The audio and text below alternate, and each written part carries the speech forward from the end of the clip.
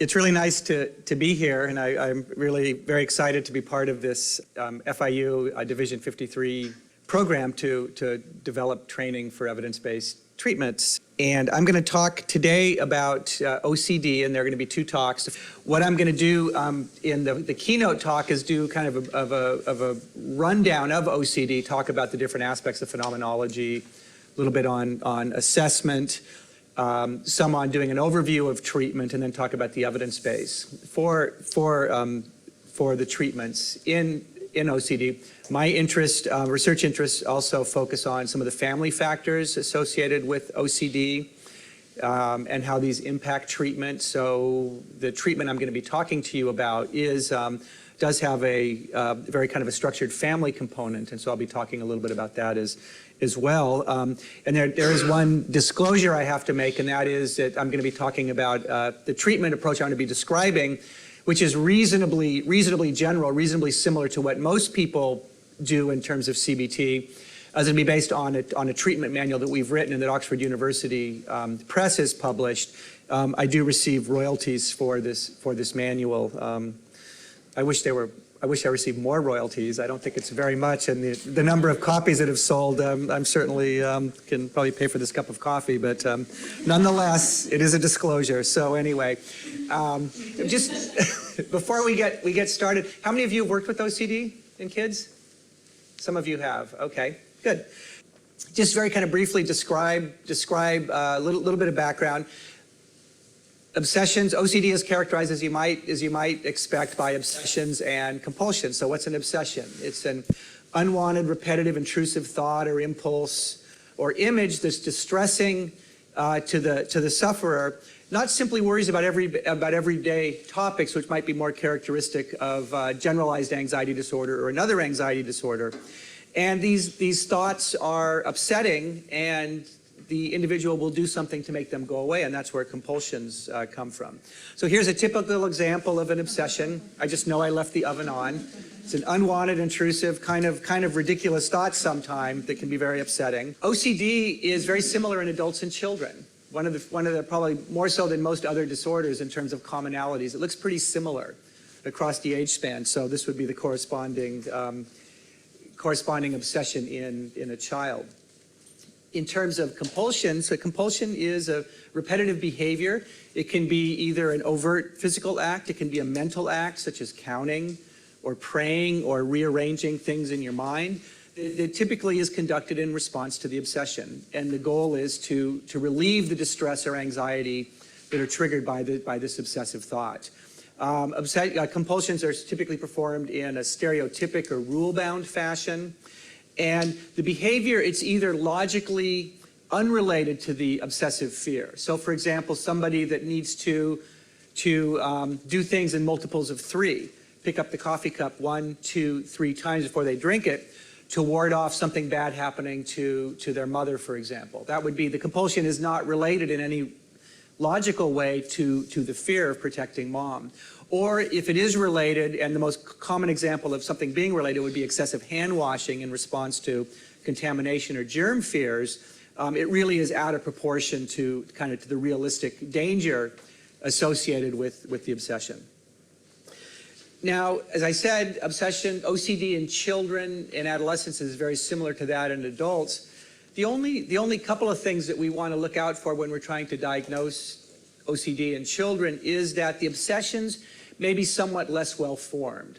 So most adults can describe to you in reasonable detail what their obsession is, but young children or children actually mostly young children oftentimes have a hard time describing a specific fear. They may say, I just feel something bad is going to happen. Or I'm not sure, I just get nervous or scared in these situations and I can't tell you why.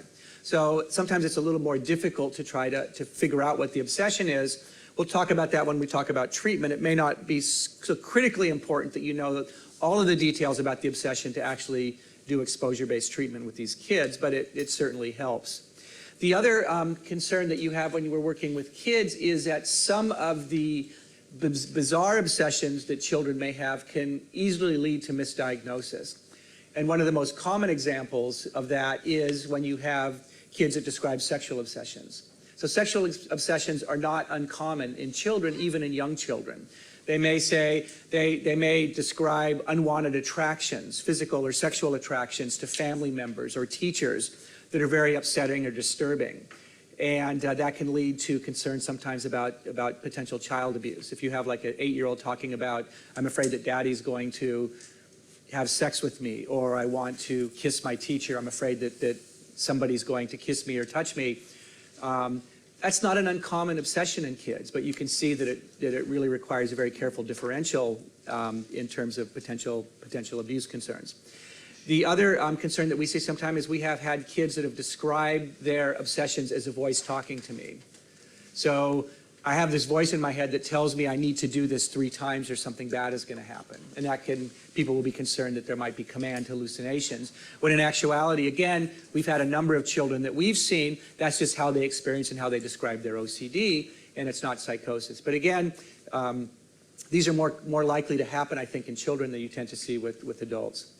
The other thing that you need to think about when you are diagnosing OCD or conceptualizing OCD is that even though it is considered in DSM-4 as an anxiety disorder, anxiety isn't always the driving affect for the illness. So you oftentimes are going to hear people describe their symptoms as doubt. I'm just not sure. It's not that I'm worried about it. I'm just not sure that I locked the door or that I did this or that. Disgust is also common. So in terms of somebody not wanting to touch something because fear of germs or contamination, they may also say, I don't want to touch it. I'm not worried about getting sick. It's just gross or disgusting or intolerable in some other way. You also have a sense of sensory incompleteness, or the so-called just right feeling.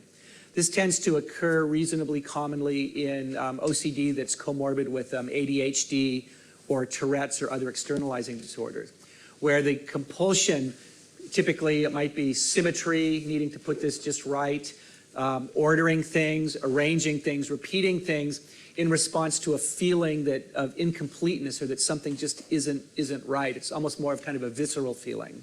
So these are also quite common along with what you see as kind of the typical OCD that's mediated by anxiety.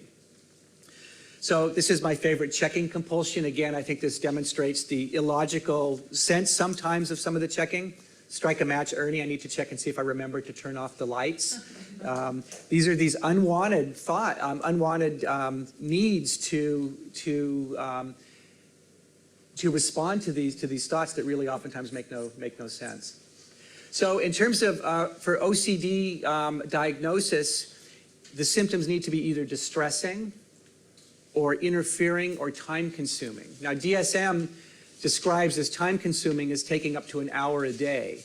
Now, that's just a general guideline for this, because some people can have very, very severe OCD when if you sum up all the time spent, it can be much less than an hour a day. And an example of that would be fleeting thoughts, somebody that has intrusive images or violent images that may last only 1 or 2 seconds. But if these occur even every few minutes or several times an hour, that's clearly isn't going to add up to more than an hour a day, but it can be quite debilitating. So we're looking either for in sum total lasting for a significant period of time, or the frequency of the event occurring, something that's going to be occurring reasonably often. So in terms of the most common obsessions and compulsions, here's just a list of some of the symptoms that we tend to see most commonly. Contamination is probably one of the most common and one of the prototypic symptoms. Worries about germs, worries about dirt, about getting sick or about getting ill because of contamination, which then is going to lead to typically washing or cleaning compulsions. Concerns about harm and other factors that may lead to checking or other kinds of compulsions. So again, very common, afraid that something bad is going to happen to the child. So I'm afraid that something bad is going to happen to my mom or a family member if I don't do something in a certain way. I'm afraid if I don't check my paper or write my papers in certain ways or make all the letters straight on my homework, I'm going to flunk out of school, something bad is going to happen. We've also had kids that have had obsessions related to earthquakes. I guess here it would be more like hurricanes or storms or something, but if I don't have this just right, I'm afraid there's going to be an earthquake. So that's actually quite common as well. Needs for symmetry, as I described, which can lead to arranging or tapping. We have kids that have to always do things evenly. So if they bump into something on one side, they need to bump it on the other side, just to keep things even. One of the first patients that we saw in our clinic was a little girl that was taking tennis lessons. And every time she hit a forehand, she had to turn around and hit a backhand.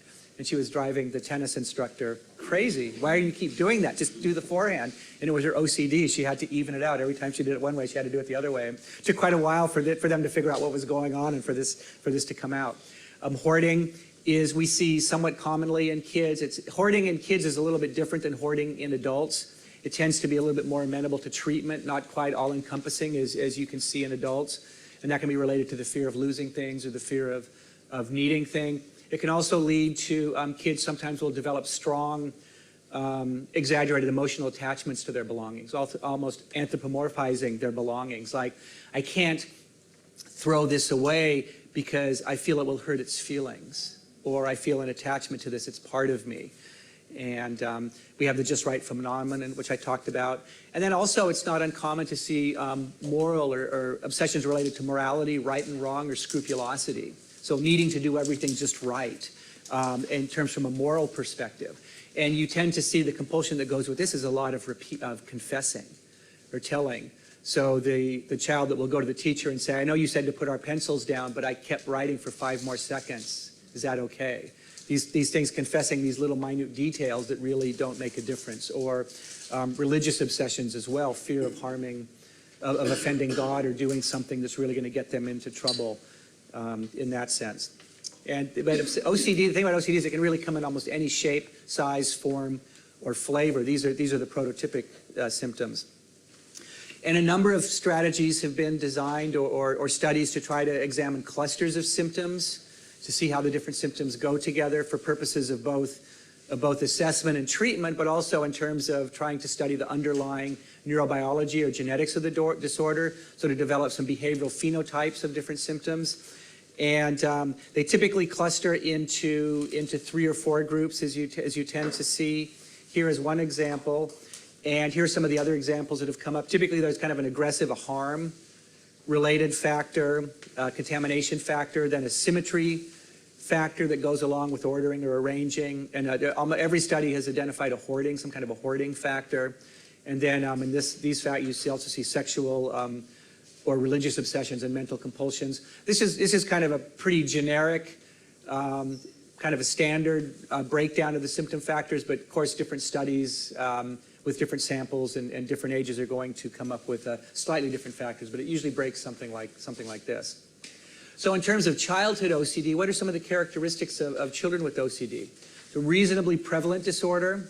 Probably about 1.5% of children and adolescents will have the disorder at any one time.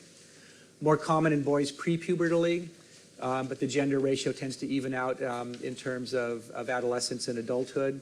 You can have either an abrupt onset. We've had kids that we've seen that will describe the exact time, literally time and day, that they first noticed their OCD becoming problematic, perhaps in response to some kind of a stressor or a big life change. Commonly, the onset is more gradual. And what we'll see sometimes, even with kids that will come in with an acute exacerbation of symptoms, that they did have subclinical symptoms that have been going on before that the family may not have been aware of. Symptoms can wax and wane, similar to ADHD and other disorders. You tend to see kind of a wax and wane, oftentimes in response to stress, to fatigue, to illness. But most commonly, you do see the OCD symptoms tend to be chronic and progressive over time, if not treated. And again, related to this waxing and waning, kids may be able to ignore or resist their symptoms at certain times. So if they're in public with friends, they may be able to resist the urge to ritualize, but typically that's transient and it's associated with a lot of stress. And there's a variable course of the illness. There really have not been a lot of good follow-up studies. The best it was by Evelyn Stewart, who studied, did a meta-analysis of the literature, and these were mostly youngsters that had gone through psychopharm trials, because there really until somewhat recently, there hadn't been any large-scale CBT studies for kids or psychosocial treatment studies for kids. So these were mostly med kids. and found 41% of the kids had full OCD after a 1 to 15-year follow-up. 60% had at least some symptoms. So it's a reasonably chronic disorder, at least in the absence of behavioral treatment. OCD is a very impairing condition in terms of functional impairment and disability, one of the 10 most disabling conditions worldwide. And I think it's probably second or third among the psychiatric disorders in terms of associated impairment. We have done some research in this area and developed a rating scale called the Child OCD Impairment Scale.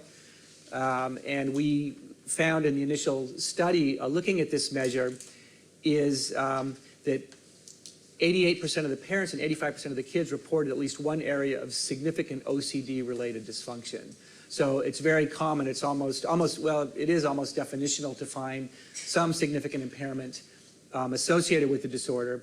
I think the thing that was the most interesting to us is that this measure, as initially conceived, assessed impairment in 3 functional domains: home family functioning, school functioning, and social functioning. And we found that half of the kids that we assessed reported significant dysfunction across all 3 of these domains. So typically OCD does lead to problematic functioning across multiple, if not all, aspects of the child's life. And from the parent report, here are the most commonly reported items. So the way the scale is worded is over the last week, how much has OCD interfered, how much has OCD interfered in each of these different areas. And these are the percents of parents reporting that there was significant impairment. And you can see that concentrating on schoolwork or doing homework were the 2 most commonly reported items. The items in red are home family items. The items in blue are academic or school items. And you can see that it really cuts across some very major areas in terms of family functioning, getting along with parents and sibs, grooming, self-care behaviors, and school items. For kids, it's actually reasonably similar in terms of the relative ranking of these disorders, which is pretty interesting because, you know, the norm typically, if you're looking at assessment or rating scale data, is that parents and kids don't agree.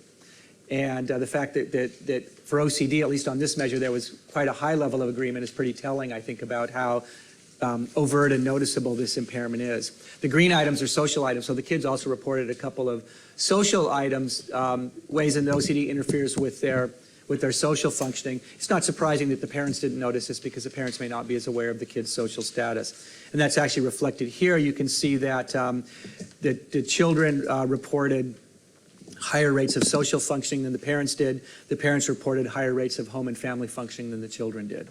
And we're going to talk a little bit about this later in the talk when we talk about family accommodation and the extent to which the family gets wrapped up in the child's OCD and how that might impact dysfunction at home.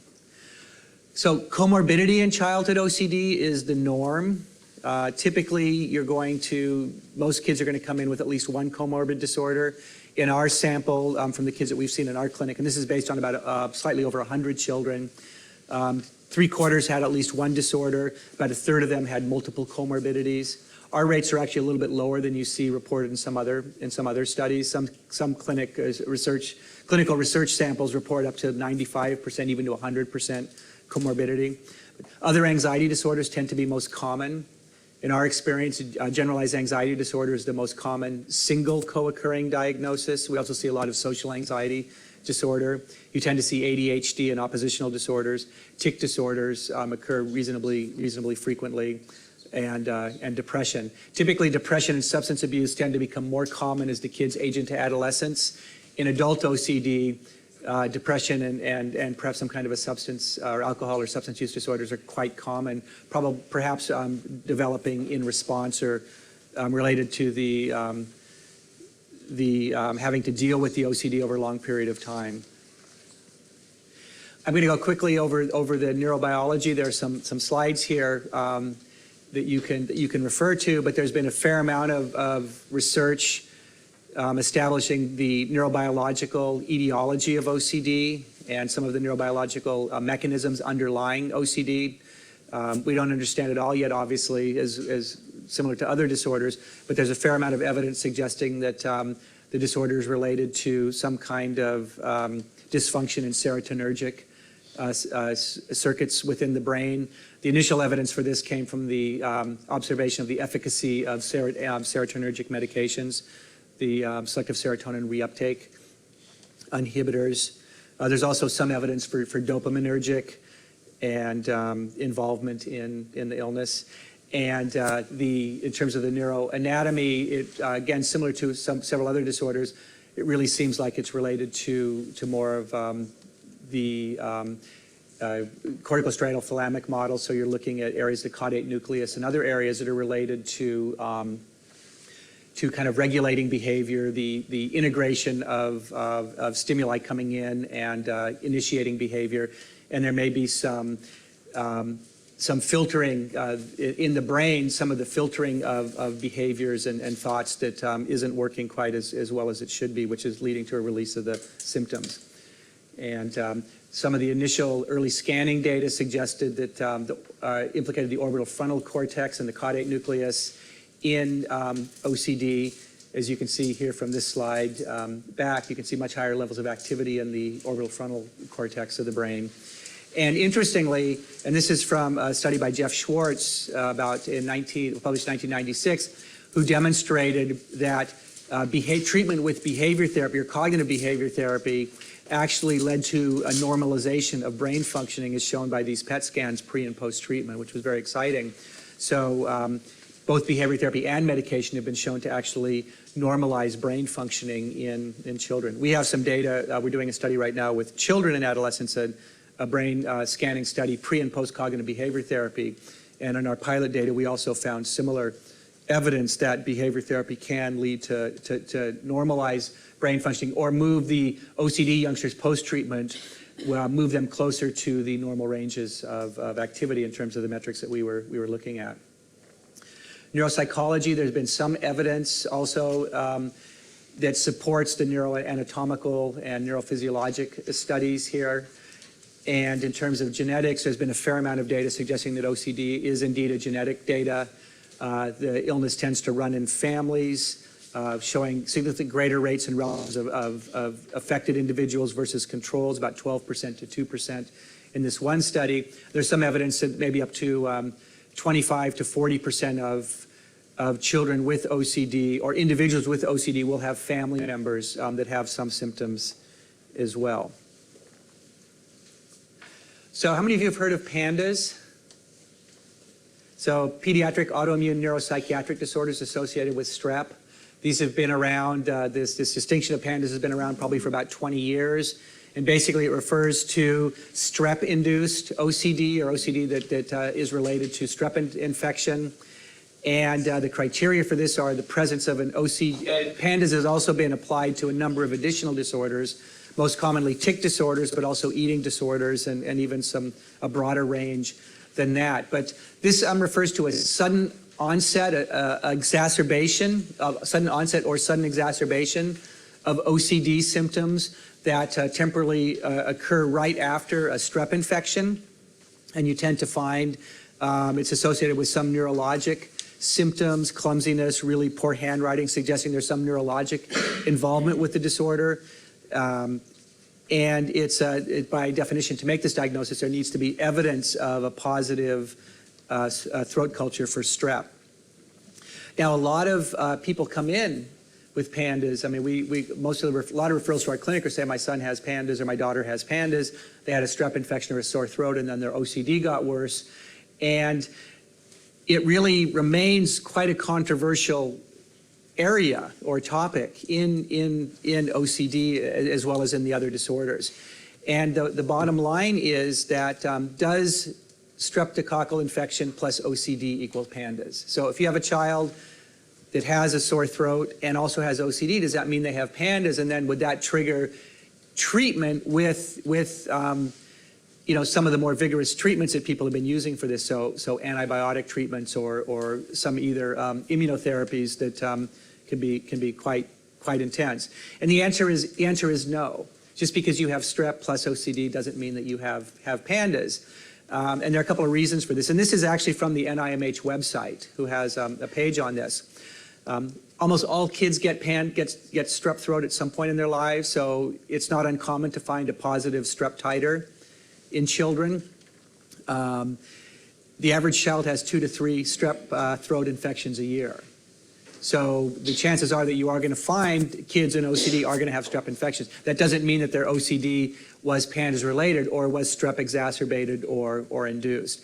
So you only make the diagnosis of PANDAS if there's a very close and confirmable link between a PANDAS, an acute strep infection, and an acute exacerbation of OCD symptoms. And we typically are going to want to see a pattern of at least 2 or 3 episodes of this OCD/tic strep relationship. Now, the thing to note is that if a child comes in with PANDAS, what do? Well, you really don't do anything different in terms of treating the OCD, because in almost all cases, the best treatments for OCD, for PANDAS-related OCD or strep-triggered OCD, is the same as you would do for non-PANDAS OCD, would be cognitive behavior, exposure-based cognitive behavior therapy, and or SSRI medication, which are really the 2 treatments that have been demonstrated efficacious for OCD. And if the child has a strep infection, well, then you would treat the strep infection according to the best practice standards for treating a strep infection. So there are, again, some of these other treatments that I alluded to that have been tested for PANDAS, including steroids, plasmapheresis, antibiotic prophylaxis, and intravenous immunoglobulin, these are pretty serious treatments. And in the community, people are seeking and receiving these treatments many times inappropriately, so that's something to watch out for. There certainly are cases of PANDAS. I think in the 15 years we've been running our clinic, we may have seen 3 or 4 cases that we felt we could actually document as clear PANDAS cases that might require some kind of more intensive treatment. But I think that they're probably a little bit more rare than a lot of people think. So that's kind of the overall phenomenology piece. I want to get into now, talk a little bit more about some of the cognitive aspects of OCD. And these are going to be important for informing how we're going to do our treatments. The thing that's interesting about obsessions is that they really are mimic what most people without OCD also experience. And this is some work by Jack Rackman and colleagues from about 30 years ago. They did surveys and found that 80 to 90% of community people experience occasional intrusive thoughts. Now, there's one thing wrong with this statistic. What is it? It's the fact that everybody experiences occasional intrusive thoughts. I mean, they're a normal, ubiquitous part of your existence. If you sat in that chair for 30 seconds and closed your eyes and monitored what you were thinking, it would probably be a continuous experience of intrusive thoughts. Some of them would be wanted and some of them would be reasonably normal. Some of them might be pretty bizarre. Some of them might be downright frightening. Our minds are always generating all sorts of different kinds of thoughts, and sometimes they're random, sometimes they're within a certain context. We all experience obsessive thoughts, and the thoughts that we experience are similar in content to obsessions from patient samples. The other thing that's interesting is when we're stressed, we tend to, these unwanted thoughts tend to be exacerbated. We tend to worry. We tend to have more worry thoughts and start worrying about things that we're afraid that might happen. And then when the stress decreases, we experience less of these thoughts. So they're quite similar. We would experience quite similar to what people with OCD experience. The difference then is how we react and how we interpret these thoughts. For most of us, without OCD or without severe anxiety, these thoughts are background noise. And they pop in and they pop out, and we may not even pay attention to most of them. Or if we do, we're able to shake them pretty easily. That's not quite the case in individuals with OCD. And there's been some research looking at some cognitive biases that have been associated with OCD. And again, some of the work I'm going to be presenting is also was initially done by Jack Rackman, but there have been others that have done this work as well. And the 2 things that come up most often are thought-action fusion and exaggerated responsibility. So what is thought-action fusion? Basically, it's being unable to distinguish between thoughts and actions. So individuals with thought-action fusion experience thoughts and actions about harm as equivalent. So thinking it is the same as doing it. And they believe that having an intrusive negative thought is as wrong as acting it out. So thinking it is as bad as doing it. So if I think about harming somebody, If I think about getting a knife and stabbing somebody, that's the same as actually stabbing somebody. I don't make that distinction. And if I think about stabbing somebody, then I am the moral equivalent of somebody that actually goes out and stabs people and kills people. So all of a sudden, that intrusive thought that you may have about being so angry when you're driving that you just want to run the person over that's in front of you going so slow, you know, we might shake it off, you know, and whatever somebody with OCD is going to say is going to think of themselves as actually doing it and actually being a bad person for doing it. So that elevates these intrusive thoughts into a new realm, and then you can see how these might lead to distress or cause difficulty.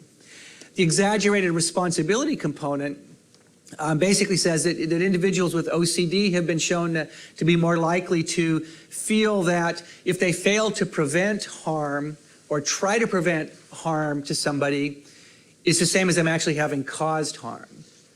So again, if you think about a patient that says, if this isn't straight, my mom is going to die.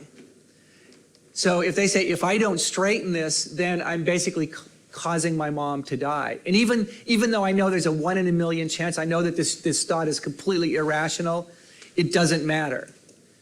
I'm still responsible for potentially harming my mother, and that's a reprehensible thing to think about.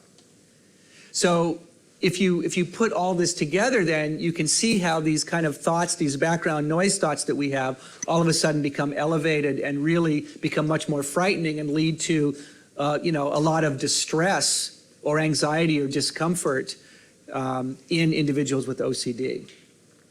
Now, there have been a couple studies looking at this in children to see if these also hold. And there was a study by Paula Barrett and Laura Healy in Australia who tried to look at some of these same factors in kids. And they also found that children with OCD, children and adolescents, reported higher levels of exaggerated responsibility and thought-action fusion, probability of harmful outcomes than non-clinic kids, which replicated the adult literature. But they found that the kids really didn't differ in terms of, really didn't differ from kids with other anxiety disorders, raising some questions about the extent to which this might be specific to OCD or might be more related to anxiety or even kind of general psychopathology overall. The next study that Barrett and Healy did is they did an experimental manipulation of responsibility. So they had the kids in a behavioral avoidance task. So they identified something that the children were on their fear hierarchy that triggered anxiety or triggered their obsessions. And then they manipulated their responsibility for the bad thing happening. So what they did with the kids is they basically said, as an example, so if this is crooked, you feel that your mom is going to die. So I want you to sign this piece of paper that says, if my mom dies, it is completely 100% my fault, to try to increase this responsibility associated with their OCD. And they found that the kids, so half of the kids in randomized fashion, signed this form to make them exaggerate their responsibility, and the other half didn't. And they found that the kids that had to sign this felt more responsible than the other kids. But it didn't really matter because the kids really weren't much more distressed as a result of this, and then they all received CBT and they all did equally well. So it's not really clear what this necessarily means in terms of this thought-action fusion and increased responsibility, at least in kids. How meaningful this is in terms of explaining OCD or necessarily even driving treatment. But I do think that it's helpful to understand how individuals with OCD might perceive their environments or might think, and something to you or I or to the therapist or to family members might seem, well, that makes no sense. Why are you so worried about this? Is from the perspective of somebody with OCD that it is something that if you think about it from their perspective, it seems to make more sense. So let's talk a little bit about the obsessive compulsive cycle, and this is conceptualizing OCD from a cognitive behavioral perspective. So when we think about OCD, oftentimes the obsession can either be triggered by some kind of external factor. So for example, if I have symmetry related OCD and I see, man, this is crooked and this paperclip here is crooked also, that might trigger my OCD. I really need these things straight or I'm afraid something bad is going to happen. Other obsessions can just be intrusive thoughts or feelings. can be internally triggered, or there may not be any kind of an observable trigger. The thought may just pop into one's head for whatever reason. So regardless, as the obsession gets triggered, I start worrying about something bad happening, as an example, is going to lead to distress. Again, it may be increased anxiety, it may be disgust, it may be this just right feeling, whatever it is. I want to do something to make that bad feeling go away. So I'm going to do my compulsion. So the obvious compulsion is I'm going to straighten these things out, and that's going to feel better. That's going to relieve my distress, relieve my anxiety. Now, all of you with good behavioral training are going to recognize this as a classic negative reinforcement loop. So, in other words, if I feel bad and I do something to make that bad feeling go away, whatever I did is going to be reinforced because it works to make me feel better. And that's going to serve to strengthen, increase the likelihood that I'm going to engage in this compulsion again. And over again, through repeated occurrences of me seeing this crooked and straightening it, I'm going to strengthen this relationship, and perhaps this symptom will start to generalize even further over time. The other thing that this obsessive compulsive cycle does is every time I give in to this is I'm not critically evaluating the obsession. Wow, if this is crooked, my mom's going to die, I better fix it. Whew, that was a close call. So I'm reinforcing the potential validity of that thought that making this crooked, it might lead to something bad happening to my mom. And so you can see how it's both, so continually engaging in the OCD behaviors is both going to potentially strengthen or at least maintain the obsession, as well as strengthen or maintain the associated ritual. And this is going to set it up how we do cognitive behavior therapy. How we treat the OCD is going to be, we want to change this cycle here. But we're going to save that for a few minutes, and I want to talk here just a little bit, do a brief overview of the assessment of OCD. So it's important to accurately diagnose OCD, as it is with any disorder. There are a couple of factors associated with assessment of OCD that are specific to the disorder, and just a couple of other general principles that are not necessarily just specific to OCD.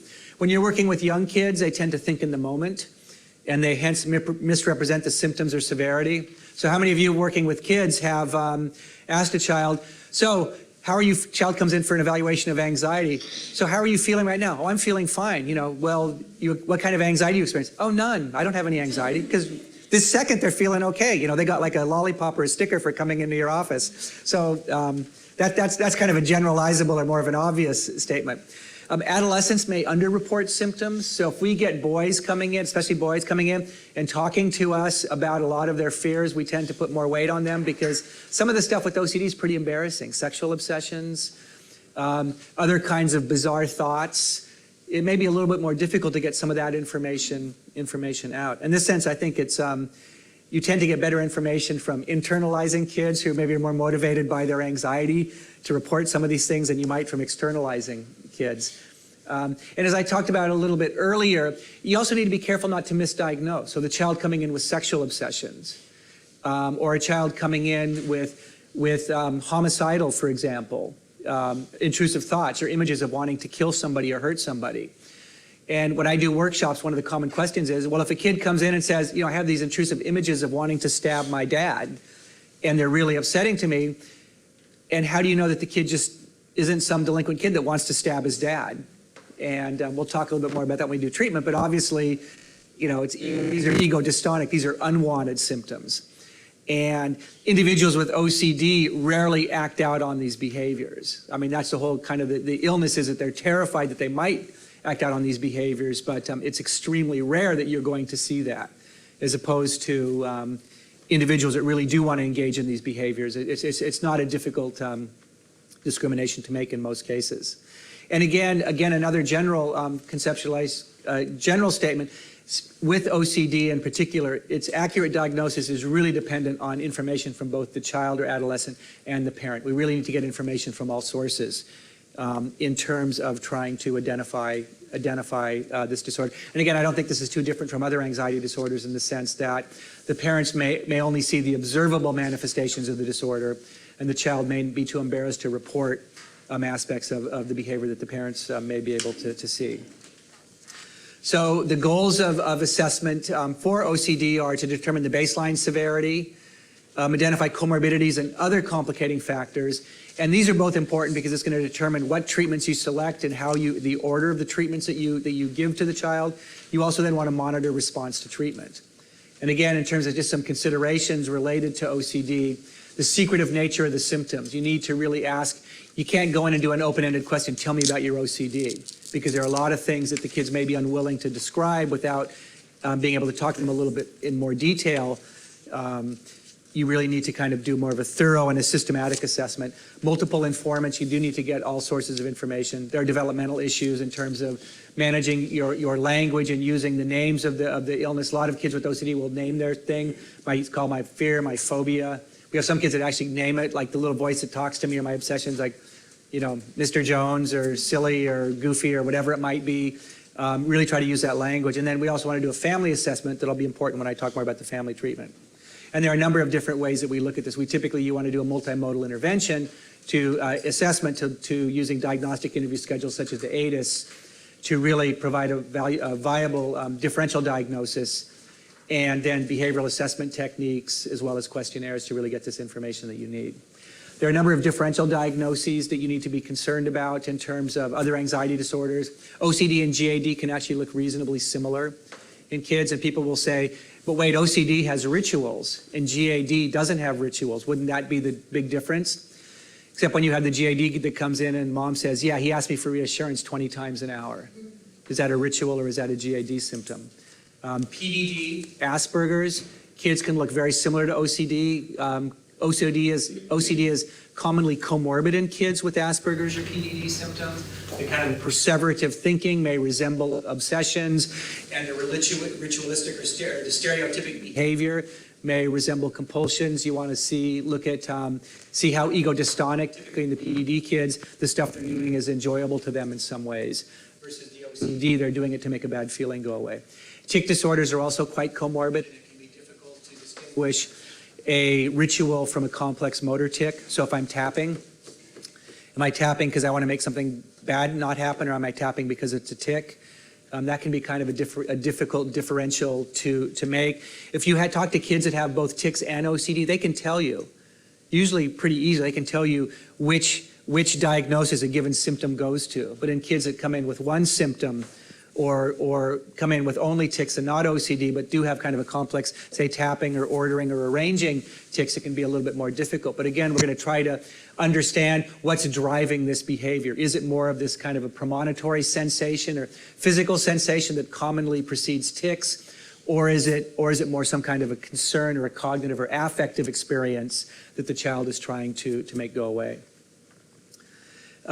The primary measure used for, clinician measure used for determining the severity of OCD is the SIBOX, or Children's Yale-Brown Obsessive Compulsive Scale. I'm not going to go into this anymore in this talk, but it's something that's readily available on the web or in other places, and it really is kind of the recommended measure to use as part of a clinical assessment.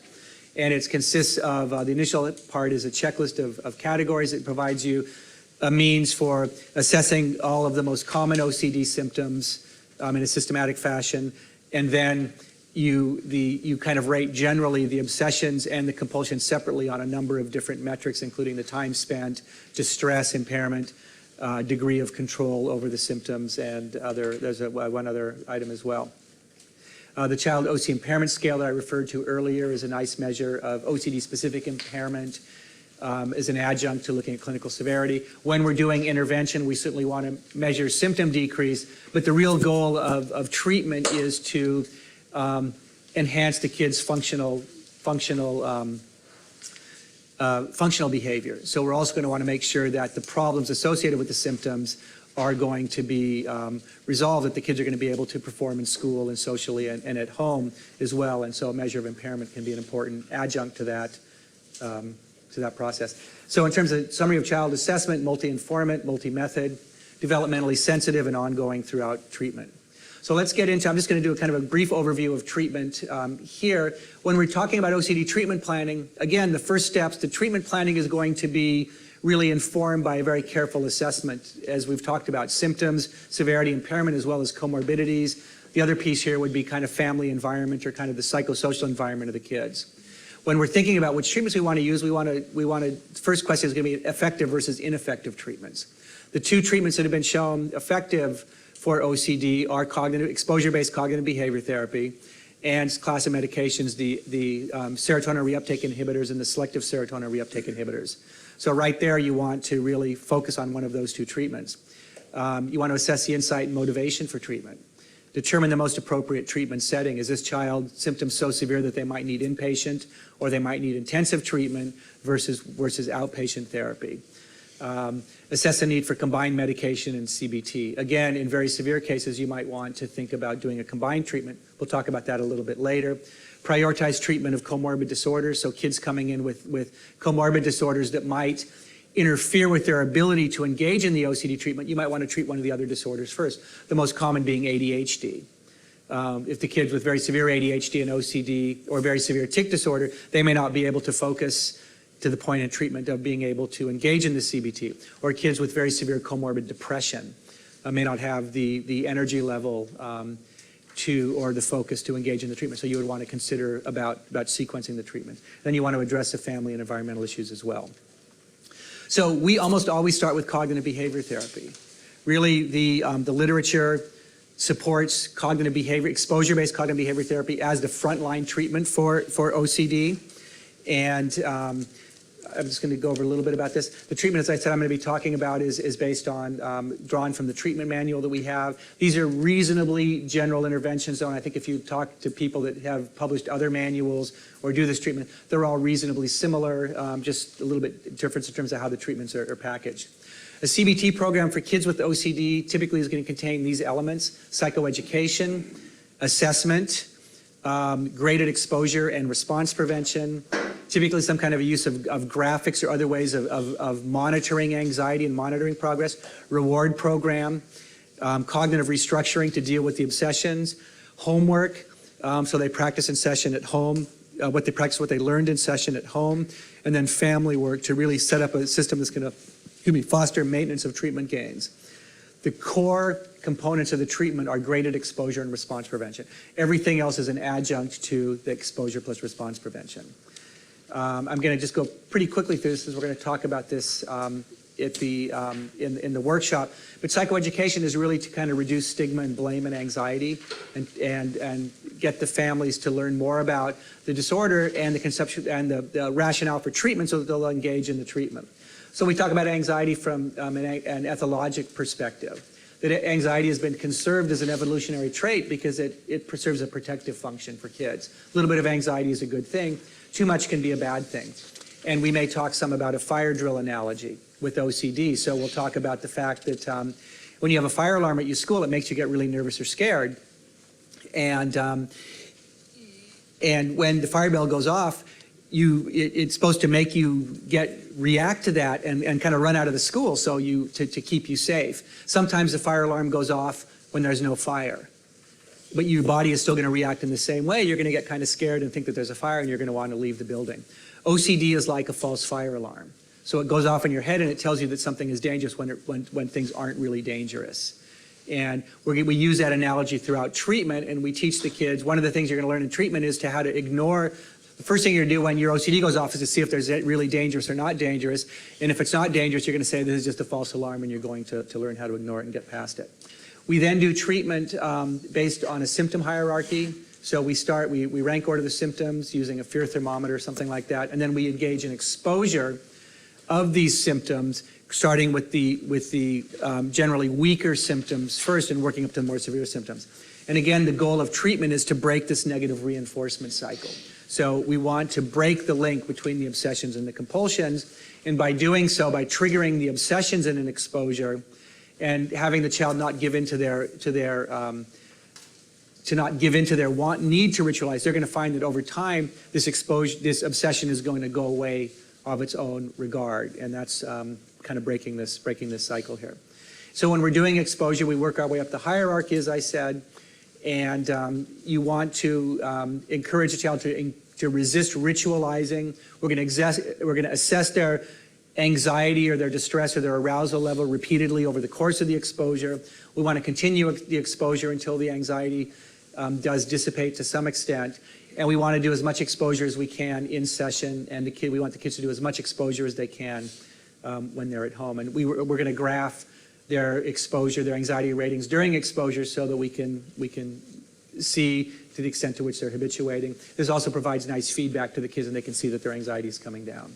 So an example of an exposure might be for a child that needs to have perfectionistic traits when writing, needs to write everything kind of straight. We might have them write crooked as an example to increase their anxiety. I might say, if everything isn't straight, I'm gonna do bad on this test or whatever. So we're gonna have them write crooked as an example, and then they'll, over time, their anxiety will habituate to this. Now, there are a couple of things in terms of some more recent literature suggesting that habituation may not be the most important consideration in terms of doing exposures. So we've all been taught, that you want to trigger the obsession, the anxiety goes up, and by engaging in the response prevention, the anxiety is going to come back down, and that's a sign that treatment is working. But there's some literature with adults that's suggesting that the degree of habituation that you find within a session, as well as across sessions, doesn't predict outcome. And in terms of actually what predicts a more positive outcome is the time with which the person is actually in this aroused state, in which they're in the exposure in which they are anxious or aroused. So that argues for a slightly different approach, at least with adults based on this theory, which would be you want to get their anxiety up and keep it up for as long as you can. And there are different ways of doing that, by being more unpredictable with the exposures that you do, by increasing the intensity of the exposures, and by talking to the patients about some of their expectations of exposure. So rather than in the exposures, giving the patients cognitive strategies or coping strategies they can use to help bring their anxiety down, to really try to push the exposures a little bit more without doing that. It's not clear whether this applies to younger children or not. This is really literature from adults, but it's something to think about when doing exposures, at least with adolescents or older children. It might be something that could be helpful. We do a lot of cognitive restructuring in treatment as well with kids. The main thing that we do is externalize the fears. So recognize and relabel your fears as OCD. So if I have a patient that says, if this is crooked, my mom is going to die, we're going to say, well, just make it straight. Nothing bad is going to happen. Again, because of some of the cognitive biases that are associated with OCD, that's going to be a hard sell. Well, yeah, I know it's probably not going to happen, but what if it does? So, am I going to live with the potential of having my mom die, the responsibility of potentially having my mom die because I didn't straighten this? It's easier just to straighten it. Why should I do that? So what we want to do is we want to put an additional step in that equation. So when this is crooked and the patient goes, oh, if I don't straighten this, my mom is going to die, to reframe or relabel this distress or this fear as, oh, this is just my OCD talking. My OCD is making me think that something bad is going to happen, but I know it's just my OCD talking. So I want to try to fight my OCD. I want to try to resist my OCD by not giving in. So instead of saying, oh, well, Mom, I hope you don't die, it's either to say, oh, OCD, I hate my OCD. I want to get back at my OCD. I don't want to have OCD. Take that. So we want to externalize it in that sense, to try to pull some of the affect out, or some of the anxiety out, or some of the responsibility out of the illness.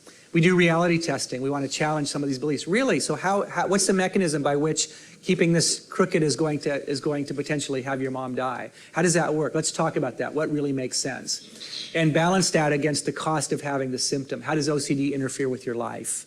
Almost kind of a motivational interviewing procedure in some ways. People are using mindfulness-based techniques.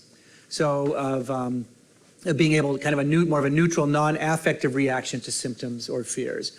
Or different labeling techniques of labeling your affect, labeling your fears. This really makes me scared right now, and I don't like being scared. Or this makes me really scared right now, but I'm going to deal with it. Or this makes me really scared right now, but I'm want to try to get past my OCD because I have more important things to do. There are a lot of different kinds of cognitive strategies that you can use, and they may differ depending on the child or the situation. And then teaching kids to learn how to tolerate uncertainty. You know what? Bad things do happen to people. Sometimes really bad things happen to people, but is it really going to be related to this? And can you prevent these things from happening just by engaging in your rituals? And so these are some of the different cognitive strategies that we're going to use.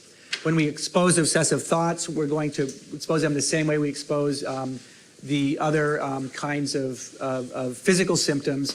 We're going to rank order them, and just we're going to have the trigger the thoughts, think the thoughts, write the thoughts, do the thoughts. Draw pictures of the thoughts, expose them in the same way that we're going to the other behaviors. And then homework. The kids have to do homework and practice this stuff at home. And again, we use rewards, not specific to OCD, but just in terms of to keep kids motivated for behavior. And what we're rewarding is rewarding effort. We're not rewarding achievement. Family factors in terms of OCD. Treatments for kids typically don't lead to symptom remission. So if you look at the studies, this is the POTS study, which was the biggest OCD study so far.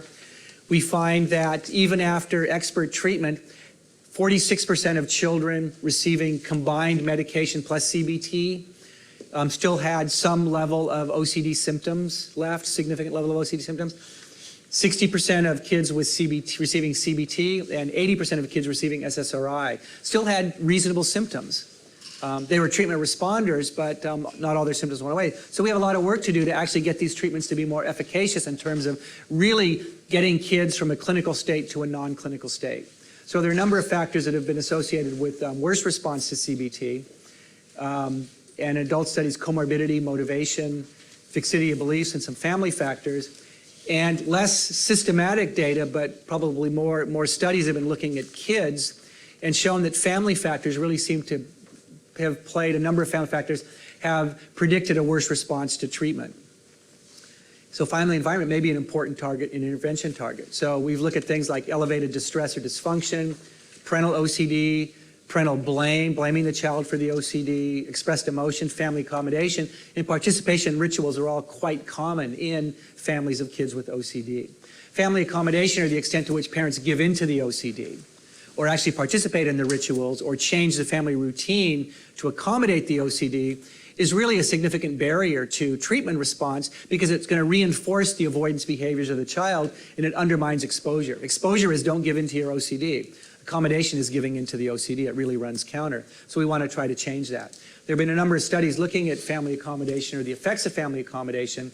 Some of these are with adults, some with kids, and some with mixed samples, but showing high rates of accommodations associated with increased family distress. A mirror study I think is interesting because families that did accommodate to the child's symptoms reported higher levels of depression. Families that refused to accommodate reported higher levels of anxiety. So you're kind of damned if you do and damned if you don't. And we're going to be asking families to resist, and that's going to lead to it's going to be difficult for families to do that. We've shown in our study that Tara Paris and my group published a couple of years ago that accommodation is quite common. So we find high rates of participation in rituals and reassurance in rituals. So you can see 85% of parents describe reassuring patients weekly, 60% participating in rituals weekly. When the family doesn't accommodate, the kids are either going to become distressed and angry or in some cases abusive. And modifying the routine is quite common, and the families report becoming distressed in response to accommodation. So this is something that we really need to address in treatment. We also find that parents with high levels of OCD symptoms tend to suffer worse when they try to accommodate. It's more difficult for them to resist accommodating in clinics. So we need to really try to figure out what we're going to do and develop treatments to address this problem. But as I said, when we ask families to disengage, we're doing this in the context of increased distress in the family and negative reactions on the parts of the kids. The kids are going to fight back. So we want to develop family-based treatments that have been developed to try to address this. And the family interventions, really the goals are going to be then to reduce conflict and feelings of anger and blame and guilt that tend to hinder accommodation, enhance family problem solving, really facilitate disengagement from the child's symptoms. And then you also, as the child gets better, you need to sometimes rebuild normal family interaction patterns because the families have become kind of held hostage to the OCD. Sometimes they're not really sure what to do as the symptoms decrease. The roles of different family members have really kind of changed and become distorted, and we want to really try to kind of normalize the family again and then develop a positive and supportive family environment kind of reducing stress and some of the negative feelings or conflict that are associated with OCD to really maintain these treatment gains. So that's kind of the treatment in a nutshell, and in terms of the evidence base for the treatments. So there have been a number of medication trials, and I'm going to start with medication first and use that as a benchmark for the CBT. The most important published report on the efficacy of medication was the Geller meta-analysis, who looked at all of the published trials to date and found an overall mean effect size for psychopharmacologic studies of 0.46, which even they admitted was quite modest. This is an okay effect size. It's not really a great effect size for medication. And they found that all the medications were pretty similar with the exception of clomipramine, which tended to do better than the SSRIs. But clomipramine has a pretty negative side effect profile. So the other, most of the other SSRIs now are really more commonly used. So meds are okay. They're not great on average. How does that compare to the psychosocial treatments? So there have been not that many good studies, surprisingly, for CBT in kids with OCD. And this is pulled from the Journal of Clinical Child and Adolescent Psychology special issue on evidence-based treatments for childhood disorders that Wendy Silverman and Steve Hinshaw edited. It was published in 2008. And we did the chapter along with Paula Barrett and some co-authors on OCD, and identified only 2 studies that were rigorously designed, highest level, randomized controlled trials of CBT for kids with OCD. There's only 2 trials published as of 2008. There were 4 studies that were considered type 2 trials that had 1 or more design limitations. So they might have been randomized controlled trials, but what they did, kids were assigned to, say, 2 different intensities of the same treatment, say outpatient versus intensive treatment, or very small, or very, very short, like waitlist comparisons, or other kinds of design flaws that didn't allow them to, we couldn't weight them as high. And then there were a number of open trials. Most of the studies at that point had been open trials. And the controlled efficacy trials were these 3, DeHaan, Barrett, and the Potts study. Barrett and Potts study were the only rigorous trials. The DeHaan study, because of a very small sample, was considered a less rigorous trial. Since then, a couple of other studies have come out. The Potts 2 trial is right now under review, and this is more of an efficacy trial looking at the addition. These were kids that were partial responders to medication, and Potts 2 wanted to test and see if you have these kids that are partially responsive to medication in the community, what's the best way to give them CBT? So they compared full CBT given by a trained psychologist, 12 sessions of full CBT, to what they called CBT light. So the psychopharmacologist or the psychiatrist that was working with these kids gave them a limited number of sessions of CBT, but they didn't provide any exposure. They basically did psychoeducation, a little bit of cognitive work with them, and said, you should go home and practice exposure, so don't give in to your symptoms. And they compared that just to medication management alone. And what they found was that the full CBT worked really well, as you might expect. The CBT light really didn't work very well at all, because the psychiatrists really weren't pushing these kids or really instructing these kids in a meaningful way in how to do exposure, which really in some ways provides evidence for the importance of the exposure element of treatment. And then our study, which was more of kind of a family-based CBT treatment, we found that CBT, family-based CBT outperformed psychoeducation plus relaxation training. And I'm just going to give you a couple of details. This is the DeHaan study. This blue line that you can see, that's the cutoff for clinically significant OCD. So a SIBOC score of 16 or greater is typically used as an entry into treatment studies. This was a study of clomipramine medication versus CBT. You can see the CBT did really well. These kids, by endpoint on average, were well within the response rate. And a score of 10 on the SIBOC is considered remission. So scores of 10 or less are really considered clinically insignificant symptoms. So on average, the kids that receive CBT in this study would be considered clinically remitted versus the medication, which on average, the kids were still above the clinical cutoff. The Barrett study, which was more of a rigorous randomized controlled trial, compared individual and group CBT. Both individual and group CBT performed the same. They both did extremely well. compared to this waitlist condition, although it should be argued, you can see that the waitlist condition wasn't very long. So in terms of a comparison treatment, this probably wasn't the best comparison condition that you could use, but if you look at these CBT conditions, they both did very well. The largest study to date has been the POTS study, and this was 128 youngsters that were randomized to CBT, sertraline, combined CBT plus medication or pill placebo, half female, mean age about 11.7. 80% had a comorbid disorder, so pretty similar to what we had described earlier. And what you see here, it's a little bit confusing to look at, but they found that combined CBT plus medication did best. CBT only, which was the purple line, did quite well and actually was indistinguishable to combined treatment on a number of the outcome measures. And the sertraline medication did so-so. You can see that on average, the kids on the sertraline were still above this cutoff of 16, and placebo didn't do very well. So you look at the effect sizes compared to placebo, combined had an effect size of 1.46, and CBT had an effect size of almost 1.0. So remember, the meta-analysis of medications was an effect size of 0.45. That almost adds here perfectly, because you can see that if you look at the effect size for CBT of 1 and the meds for 1.45, you get just about the effect size for combination treatment. So CBT, certainly in this study and based on kind of the other literature, really seems to be a more effective treatment for OCD than medication alone. The other thing that's interesting about the POTS study is that the kids in the combined treatment that received CBT and medication had much better outcomes on significantly lower doses of medication than the medication-only group. So you may be able, if you're going to be adding medication to CBT, you may be able to get by with lower doses. The other interesting point about the POTS study is there was a huge site-by-treatment interaction effect.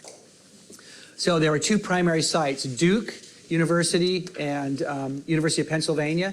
The University of Pennsylvania site was led by Marty Franklin and Edna Foa, which is a real one of the leading CBT sites, exposure-based CBT sites for OCD. You can see, look at the middle, the CBT, the green arrow. That was the response rate to CBT at the Duke site. It blew away combined treatment at both Duke and Penn, suggesting that quality CBT or aggressive or intensive CBT, this is outpatient CBT, so high quality CBT is delivered at the Penn site, gives you a really excellent outcome, and it works better than adding medication. So I think when the POTS trial, they talk about the superiority of combined treatment did better than CBT alone or medication. I think when you look at the slide, you can argue, you know what, CBT alone in the right hands is maybe all that you need. Our study, we compared, again, a family CBT approach. It was individual exposure-based CBT plus a structured weekly family component designed to address accommodation. We compared that to psychoeducation plus relaxation training, and it was 12 sessions over 14 weeks. We found that the family CBT, or the exposure plus response prevention, significantly outperformed the relaxation training psychoeducation condition. Intent to treat, it was 56% to about 28% response rate. And interestingly, if you look at the excellent responders or remitted kids, those kids that had symptoms less than 10 on the SciBox, you find that the rates for our study and the POTS CBT were actually quite indistinguishable, about 40% of subjects versus 54% to combined. The other thing that's interesting is in our study, so the psychoeducation plus relaxation training, there was no exposure in that. 17% of those kids were rated as remitted, as nearly symptom-free, almost matched what you found for POTS medication-only symptom, suggesting that even kind of active yet not really active psychotherapy may work as well as medication for some kids. Now, the other thing that's interesting here, so the UCLA or the LA CBT had this family component, and the POTS CBT really had some family involvement, but it wasn't an intensive family treatment. And you can see that the response rates, at least here, aren't that different. And this is what we found if we look across the literature. The Barrett family-based treatment studies don't seem to do that much different And the treatments that include more of a structured family component don't seem to do that differently in terms of the treatments that don't include this component. So what's up with that? Does it mean that you need, that the family piece isn't that important? Or is there something else going on? Maybe it's only important for certain families. So there have been a couple of studies now that have really looked at family accommodation as a mediator of response to treatment, and we're starting to find some results. So in a Storch study showed that families receiving intensive CBT showed greater reduction in family accommodation compared to those receiving weekly treatment. So the more intensive the treatment, the lower the family accommodation. And then in an open trial that included some of the same subjects, they actually found that decreases in family accommodation over the course of treatment predicted a better outcome, suggesting that actually addressing family accommodation may have a positive impact on treatment. In our study, we also found that family CBT was associated with a marginally greater reduction in parent-reported accommodation. It was p equals 0.05. But we also found, and then in this controlled trial, that reductions in family accommodation temporarily preceded improvement in OCD impairment for the kids.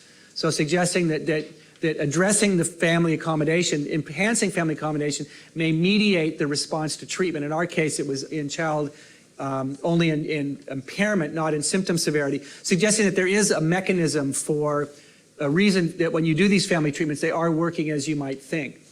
We also, in a separate study that's under review, I don't have a slide for it, showed that we could predict response to treatment on the basis of the level of family dysfunction. So that the highly dysfunctional families responded much more poorly to treatment than families that were less dysfunctional. And that's even with our family intervention, suggesting that the families that are really dysfunctional may need much more intensive family intervention than any of these treatments are giving. Because most of the family-based treatments that we're talking about, really, they're not experiential as much as they're didactic. You know, we're talking about some of these factors. We're doing some exercises to try to address psychoeducation and do some practice in helping the family disengage. But the really severely dysfunctional families are likely going to need much more intensive family-based treatment to really, I think, increase the response rates compared to individual treatment. I think we just have another minute or so. I just wanted to show you a slide that effectiveness studies, so taking CBT out into the community has also been shown to be effective. This was a Norwegian study by Valderhaug and his colleagues, showing that they were able to actually get quite excellent response rates at acute outcome and 6-month follow-up using a treatment and going into clinics, the non-evidence-based clinics and clinics where the practitioners didn't have experience using manualized treatments, training these practitioners to use these treatments. So that's really speaks well to the disseminability or transportability of these treatments into the community. And then in terms of intensive treatment, there have been a couple studies looking at intensive CBT, daily treatment for kids that have also had excellent response rates. It's hard to compare these to regular outpatient treatment or to get a relative sense, because typically the kids that go into intensive treatment tend to be more severe. But you can get good response rates with these individuals. Really no evidence looking at the diversity factors in terms of OCD or treatment research, in terms of ethnicity or racial minority status. That's certainly an area that needs to be explored in treatment. And finally, based on the 2008 study, we can see, we can see that no treatments for OCD meet criteria for well-established at this point. A couple meet for probably efficacious treatment. Once the POTS2 trial and our trial come out, that's going to change us a little bit. Family-focused treatment will become a probably efficacious treatment at this point. But there's a lot of work that's left to be done to really get this area up to the level of some of the other treatments. And we'll end right here and say thank you.